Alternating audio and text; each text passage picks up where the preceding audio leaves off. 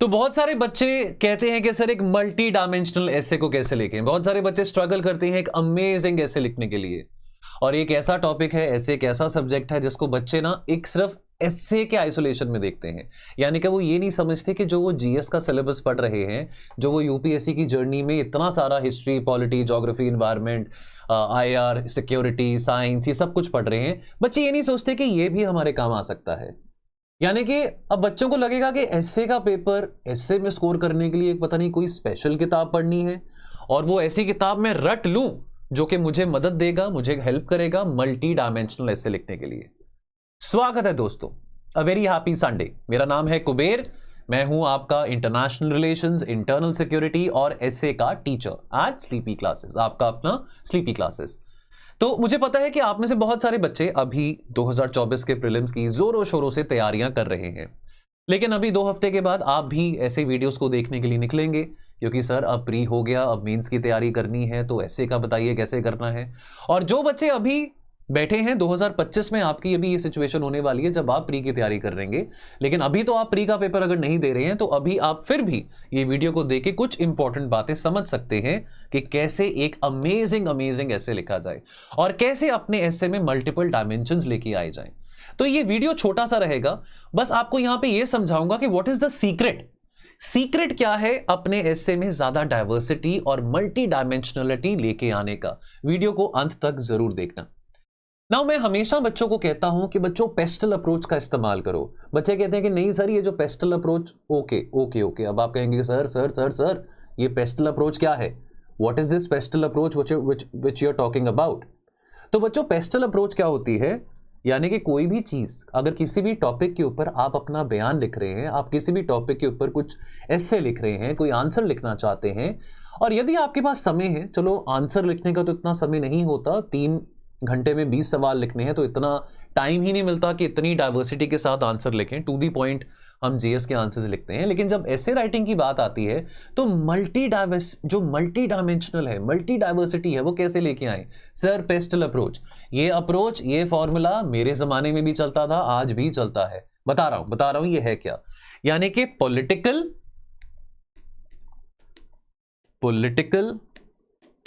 Significance, then economic significance, social significance,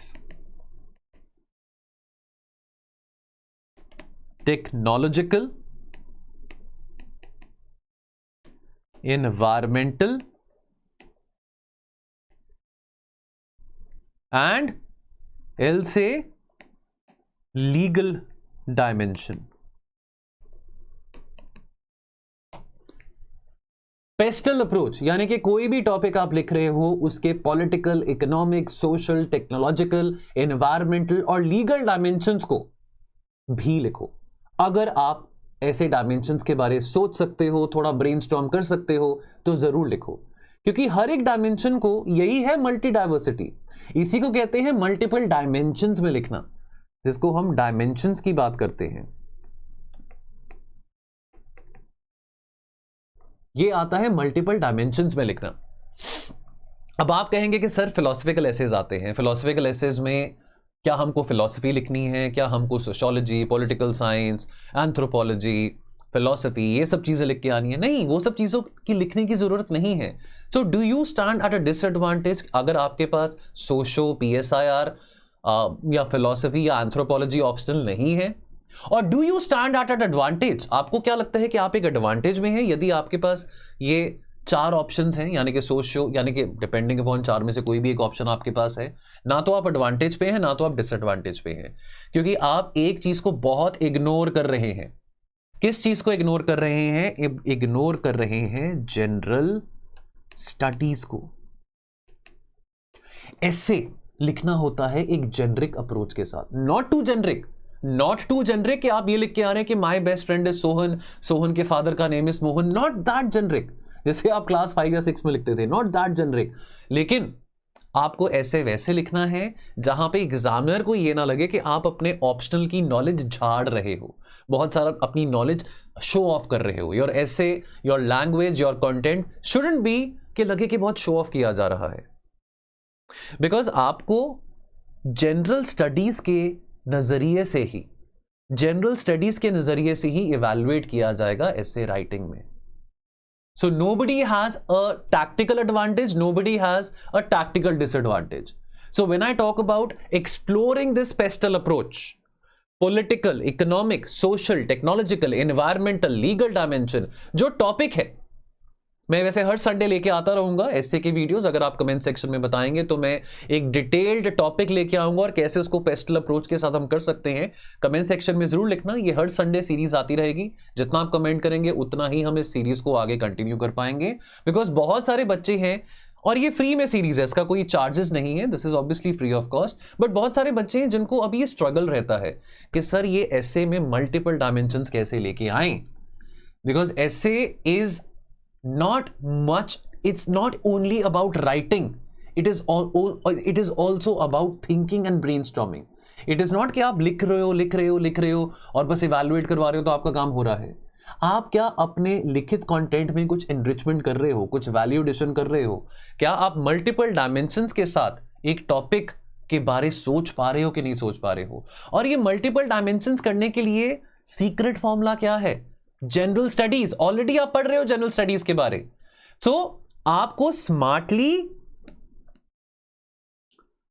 smartly interlink करना होता है। प्लीज बार बार ये बात कहता रहता हूं, स्मार्टली इंटरलिंक करना होता है मल्टीपल डिसिप्लिन्स को, यानी कि मल्टीपल सब्जेक्ट्स को। लेकिन पेस्टल के साथ अगर आपको मैं बताऊं कि 3 डायमेंशंस और हैं, HEG, which is historical, emotional and if possible geographical। ये जो डायमेंशंस की मैं बात कर रहा हूं, क्या ये डायमेंशंस एज डिसिप्लिन्स, ये क्या है? पेस्टल प्लस HEG क्या है? ये इंटरलिंकिंग है ऑफ मल्टीपल डिसिप्लिन्स। ये इंटरलिंकिंग है ऑफ मल्टीपल डिसिप्लिन्स। एक टॉपिक बताओ जिसमें आप इतने डायमेंशन ना लिख पाओ, बताओ कौन सा टॉपिक है? मेरे को कमेंट सेक्शन में बताना। अगर आप कोई टॉपिक मेरे को देंगे जिसके ऊपर आप चाहते हैं कि मैं ऐसे मल्टीपल डायमेंशन से लेके आऊं, मुझे कमेंट सेक्शन में बताओ। वो कोई PYQ हो सकता है, कोई आपके द्वारा चुना गया टॉपिक हो सकता है। बिलीव मी, आप एक टॉपिक में मल्टीपल डायमेंशन लेके आ सकते हैं अगर आपने अपना GS का सिलेबस अच्छी तरह से पढ़ा हो। ये बात को याद रखो। तो जितना टाइम आप अपने GS में इन्वेस्ट करोगे, जितना आप GS की अपनी रिवीजन करोगे, अच्छी तरह से चीजों को रीड करोगे और स्मार्टली इंटरलिंक करने की कोशिश करोगे, उतना ही आपको एस्से में मदद मिलेगी। ये घर बैठे सेल्फ स्टडी करने का आपको सीक्रेट फॉर्मूला बता रहा हूं। कोई सेपरेट बुक नहीं आती एस्से के लिए। आपकी खुद का शौक है, आपकी खुद की रीडिंग है, वो आपका अपना शौक है। अगर आप रीडिंग करना चाहते हैं, 4 किताबें पढ़ना चाहते हैं, तो मुझको बताइए, मैं आपको 4 किताबें बताने को भी तैयार हूं कि कौन सी किताबें आप पढ़ सकते हैं। अपनी वोकैबुलरी, अपनी लैंग्वेज और अपनी knowledge. Understand one thing, knowledge, language and vocabulary, ये तीनों चीजें बहुत इंपॉर्टेंट हैं। ये तीनों चीजें बहुत इंपॉर्टेंट है। बट जब मैं वोकैबुलरी की बात करता हूं, डजंट मीन कि मैं बहुत हाई एंड वर्ड्स की बात कर रहा हूं। जब मैं नॉलेज की बात कर रहा हूं, डजंट मीन मैं सुपरफिशियल नॉलेज की बात कर रहा हूं। मैं सुपरफिशियल नॉलेज की बात नहीं कर रहा हूं। और जब मैं लैंग्वेज की बात कर रहा हूं, मैं ऑक्सफोर्ड लेवल लैंग्वेज की बात नहीं कर रहा हूं। बेस्ट रिसोर्सेज क्या है फॉर ऐसे, अगर आप सेल्फ स्टडी करना चाहते हैं? प्लीज इस वीडियो को बाद में फिर देख लेना, प्री का पेपर देख लेना, लेकिन प्लीज ये बातों को समझना। अगर घर बैठ के तैयारी कर रहे हो तो प्लीज एडिटोरियल्स, इंडियन एक्सप्रेस ने यूपीएससी एसेंशियल्स का भी एक वो निकाला है, तो यूपीएससी रिलेटेड काफी सारे इंपॉर्टेंट क्वेश्चंस, यूपीएससी रिलेटेड काफी एमसीक्यूज और इवन कुछ इंपॉर्टेंट कोट्स होते हैं जो यूपीएससी एसेंशियल्स करके आता है इंडियन एक्सप्रेस में। GS1 के लिए, GS2 के लिए, GS3, GS4 और इवन एसए के लिए कोटेशंस आती हैं फॉर एसए प्रैक्टिस। अगर आपके पास इंडियन एक्सप्रेस का पैक है, जिसमें यूपीएससी एसेंशियल्स है, तो वेल एंड गुड, उस पैक को एक्सप्लोर करो। आज के टाइम पे बच्चे डिजिटली इतना कुछ पढ़ रहे हैं, आप डिजिटली वीडियोस देख रहे हो, प्लीज इसको भी एक्सप्लोर करो। यूपीएससी एसेंशियल्स में बहुत अच्छी इंफॉर्मेशन दी गई है, एसए के रिगार्डिंग, GS1 के रिगार्डिंग, 2, 3, 4 के रिगार्डिंग। तो इंडियन एक्सप्रेस की एडिटोरियल्स आपको नॉलेज और लैंग्वेज दोनों में मदद करते हैं, बिकॉज आपको समझ आता है कि किस लैंग्वेज में जो आर्टिकल लिखे जा रहे हैं, जो एडिटोरियल लिखे जा रहे हैं, किस लैंग्वेज में, ऑफ कोर्स इंग्लिश लैंग्वेज में है, लेकिन किस तरह की, मतलब वो जो लैंग्वेज का स्टाइल है वो किस तरह का है। क्या वो बहुत हाई एंड इंग्लिश यूज कर रहे हैं कि क्या वो बहुत ऐसी सिंपल इंग्लिश यूज कर रहे हैं जो कि आपके और मेरे समझ में है। ठीक है, एंड नॉलेज तो मिलती ही मिलती है, कितने सारे आर्टिकल्स आते हैं। एक ना हिंदू की मैगजीन आती है फ्रंटलाइन, इसकी समरी यदि आपको कहीं मिले अवेलेबल तो उसको पढ़ लो। काफी सारे चैनल्स हैं, काफी सारे रिसोर्सेज हैं। अगर आप चाहेंगे कि फ्रंटलाइन मैगजीन की समरी हम लेके आएं तो ये बताइए हमको, हम लेके आ सकते हैं। फ्रंटलाइन मैगजीन आती है हिंदू की, इसमें काफी इंपॉर्टेंट आर्टिकल्स होते हैं जो कि न्यूज में रहे होते हैं और उसका एनालिसिस काफी अच्छा दिया गया होता है। ये हमारे काम आ सकता है as far as knowledge enrichment and value addition is concerned. Then summary of योजना and कुरुक्षेत्र मैगजीन इजिली मिल जाती है। बहुत सारे रिसोर्सेज हैं, हमारा चैनल भी है जहां पे इजिली आपको योजना कुरुक्षेत्र की समरीज मिल जाती हैं। ठीक है, और साथ के साथ डाउन टू अर्थ मैगजीन को भी पढ़ लो। डाउन टू अर्थ मैगजीन को पढ़ने का आपका फायदा एक तो एनवायरमेंट में भी है, दूसरा काफी सारी ऐसे इंपॉर्टेंट चीजें हैं, कुछ ऐसी इंपॉर्टेंट डिस्कवरीज हैं, एनवायरमेंट रिलेटेड न्यूज हैं जो कि आप अपने मल्टीपल डायमेंशंस में यूज कर सकते हो यदि आपने ऐसे लिखना है। ठीक है, और अगर आप कुछ किताबें पढ़ना चाहते हैं, यदि आपके पास अपने लेजर टाइम में पढ़ने के लिए समय है, ये पांच किताबें जरूर पढ़ लेना। देखिए आजकल तो ऑडियो बुक्स भी आती हैं, है ना। अगर आपको लगता है कि ये ऑडिबल पे अवेलेबल है या किसी ऐसे ऐप पे अवेलेबल है जहां पे आप इसको सुन सकते हो, यदि आपको यूट्यूब पे दिखता है कि इनकी कोई समरीज अवेलेबल है तो वो भी कर सकते हो। अदरवाइज हम अपने एसए के कोर्स में ये सारी की सारी बातें, ये सब फीचर्स इनकॉर्पोरेट ऑलरेडी करते हैं। ठीक है, for example makers of modern Asia, Ramachandra Guha की किताब है। इंडिया आफ्टर गांधी, रामचंद्र गुहा की किताब है। ये भी हिस्टोरिकल डायमेंशंस लेके आने में काफी आपकी मदद करते हैं। और ये केवल ऐसे तक नहीं है, ये आपको वैसे भी मदद दे रहे हैं। हाँ, मैं ये नहीं कह रहा कि इन किताबों के बैठ के आप नोट्स बनाओ, पढ़ो, रीड करो। देखो अगर आप नोट्स बनाने बैठ जाओगे ना इन किताबों के तो बहुत समय लगेगा, इतना समय नहीं है। इंडियाज वे, एस जयशंकर की किताब है, कितनी पॉपुलर है। अब एक और किताब आई है, वाई भारत मैटर्स। तो देखो ये किताबें आ रही हैं, है ना। ये जो लोग किताबें लिख रहे हैं इनका तजुर्बा बहुत ज्यादा रहा है सरकार में काम करने का। अगर आप 2-4 किताबें एक्स्ट्रा पढ़ रहे हो, अपनी जीएस में जो आप पढ़ते हो उससे एक्स्ट्रा अगर पढ़ रहे हो तो आपके फायदे में ही है। ये मत कहना कि सर टाइम नहीं होता। इंस्टाग्राम देखने का, यूट्यूब देखने का, मस्ती करने का टाइम होता है, तो ये किताबें पढ़ने का टाइम भी निकाल लोगे आप, चाहे वो डिजिटल पढ़ना चाहो, चाहे वो फिजिकल पढ़ना चाहो। देखो आपने ये फैसला लिया है एग्जाम की तैयारी करने का, मेहनत तो करनी पड़ेगी, शॉर्टकट नहीं होता सक्सेस के लिए। 1 साल 1.5 साल इतना टाइम तो लगता है। अगर आप फुल फ्लेजेड तैयारी कर रहे हो तो आपको समय निकालना ही पड़ेगा। ठीक है, हर चीज का शॉर्टकट नहीं होता। तो invest your free time reading these books, leisure reading करो। रात को सोने से पहले 1 घंटा पढ़ लिया। जितना टाइम आप अपना चैटिंग पे लगाते हैं, इंस्टाग्राम पे लगाते हैं या वैसे इधर उधर आने में लगाते हैं, कुछ कंस्ट्रक्टिव काम कर लिया। आधा घंटा कम नेटफ्लिक्स देख लिया, आधा घंटा कुछ हमने बुक पढ़ ली। एक चैप्टर का टारगेट लगाओ कि चलो मैंने मेकर्स ऑफ मॉडर्न एशिया शुरू करी है पढ़नी, अगर मैंने चलो 2 हफ्ते का टाइम रखा है तो रोज का मैं 1 चैप्टर पढ़ूंगा। क्या बड़ी बात है, लेजर रीडिंग करनी है। Then another very important book, resurgent India, Bimal Jain जो कि फॉर्मर आरबीआई के गवर्नर थे, इन्होंने एक किताब लिखी थी। तो अगेन ये बहुत अच्छी किताबें हैं जो कि आपकी नॉलेज को एनहांस करेगा और आपको कंटेंट में, सो नॉलेज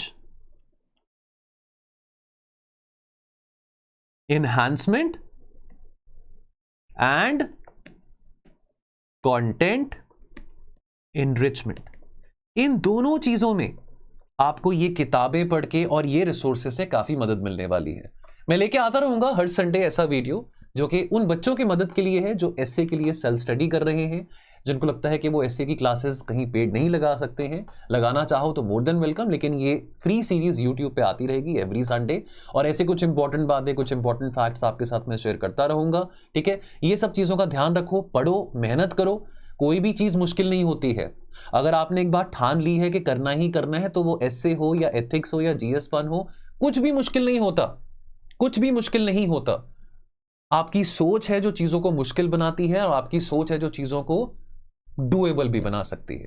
ठीक है, मैं आपके साथ हूं, घबराइए मत ऐसे की पूरी जर्नी में। ठीक है, बाकी दोस्तों क्या आप अगले हफ्ते, अगर अगले संडे कोई ऐसे टॉपिक पे चाहेंगे मैं ऐसे लिखूं, कमेंट सेक्शन में बताना। अगर ज्यादा कमेंट्स आएंगे, जो टॉपिक मुझे अच्छा लगेगा, कोई ऐसा टॉपिक जो मोस्ट लाइक्ड होगा उस पर मैं बना दूंगा, और एल्स कोई और टॉपिक मैं खुद अपनी तरफ से लेके आ जाऊंगा। अगर आपको लगता है कि सर अपनी तरफ से ही कोई टॉपिक लेके आए तो वो भी ठीक है, मेरे को बताते रहना कमेंट सेक्शन में। बाकी दोस्तों हमारा बैच 4 इस साल का Shekhar to Shikhar GS foundation का एक बहुत कॉम्प्रिहेंसिव बैच हम लेके आ रहे हैं। और इसमें सबसे ज्यादा खास बात क्या है, इसमें कोई भी फैकल्टी, कोई भी कंटेंट राइटर, कोई भी मेंटर आउटसोर्स नहीं है, सारा का सारा काम टीचर ही कर रहा है, एंड टू एंड। लेक्चर भी टीचर पढ़ाएगा, कंटेंट भी टीचर बना रहा है, साथ के साथ करंट अफेयर्स का कंटेंट भी टीचर खुद बनाएगा, टेस्ट सीरीज भी टीचर खुद बनाएगा, टॉपिक वाइज एमसीक्यूज भी टीचर खुद आपको बना के देगा। आपका हाथ पकड़ के आपको चलना नहीं भगाना सिखाएगा, ताकि आप इस रेस में एज एन एथलीट इमर्ज हो। एक एथलीट की ट्रेनिंग काफी हार्ड होती है, फर्स्ट आए, सेकंड आए, थर्ड आए, वो बात की बात है, लेकिन एक एथलीट की ट्रेनिंग बहुत ज्यादा हार्ड होती है। तो वो एथलीट की ट्रेनिंग देने के लिए स्लीपी क्लासेस आपके साथ है। ठीक है, ये बैच शुरू होने वाला है, 20 जून से पहली क्लास है, लिमिटेड सीट्स हैं, 100 ही बच्चे इसमें हम ले रहे हैं, सीट्स फिल अप हो रही हैं। तो आप इस टोल फ्री नंबर पे कॉल करके इसके बारे और जानकारी ले सकते हैं, 1800 890 3043। चलिए मिलते हैं बहुत जल्दी। Enjoy your Sunday, take care.